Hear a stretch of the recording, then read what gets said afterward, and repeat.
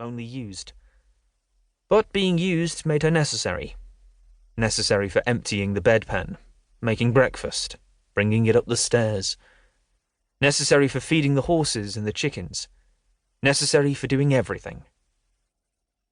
She fumbled around in the semi-darkness to get dressed, pulling on a vest over her thin bones, then an old dress and cardigan that had been slung over the back of a chair. Next came the long socks and old boots. They were Frank's boots, and a little too big for her, so that she had developed a kind of a shuffle when she walked in them. Her muscle memory kept up the shuffle even when she kicked them off at the end of the day. Downstairs, she flicked the light switch before remembering, then struck a match to light the candle. She used its flame to light a taper fashioned from the final reminder of the vet's bill, and carried this across to the old wood-burning range to get that going. "Morning, Jacob," she said, without looking in his direction, already tired of the day before it had even properly begun. A loud noise startled her. Someone was knocking on the door. It was a strange time for visitors, and it was a rude, insistent knock. She looked out of the window across the yard. A man in a big jacket was standing on the doorstep, with a dog on its lead. "You ought to be locked up, you know, the way you're treating these animals," he shouted at the house, though Betty could hear him well enough. He turned away back up the path. "You won't get away with it," he screamed out again in the gloom as he made his retreat. The darkest secrets, the ones the world could never know, seemed to bubble ever closer to the surface in the place where Betty was drowning. She had protected them all, and herself, for so long. What was done could not be undone. There was no going back. Lives had been changed, and painful choices made. But perhaps it was what happened next that would determine so much more. Part 1. 1. Anna. Red sky in the morning, shepherd's warning. Anna repeated the old saying to herself as she drove across the downs, enjoying the glorious rosy colours that washed over the undulating countryside around her.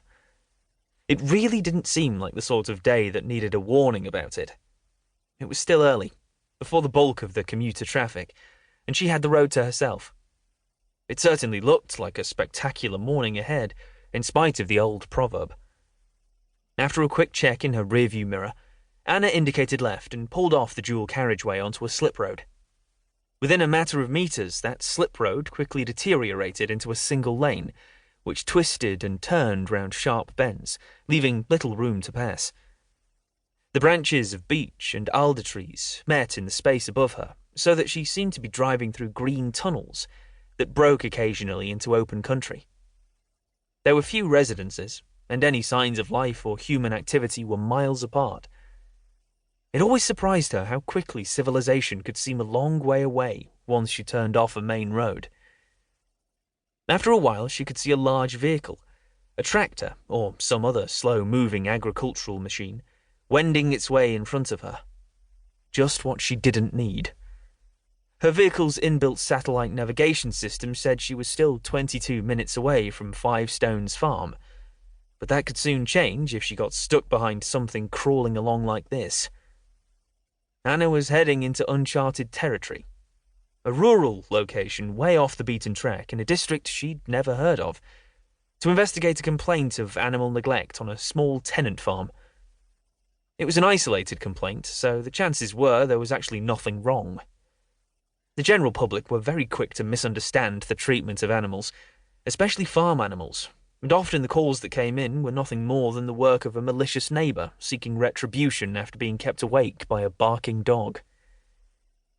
Anna loved her job as an RSPCA inspector, and the opportunity it brought to make a difference to animal welfare every day. For the most part, it ended up with helping people as much as animals, often people just needing advice.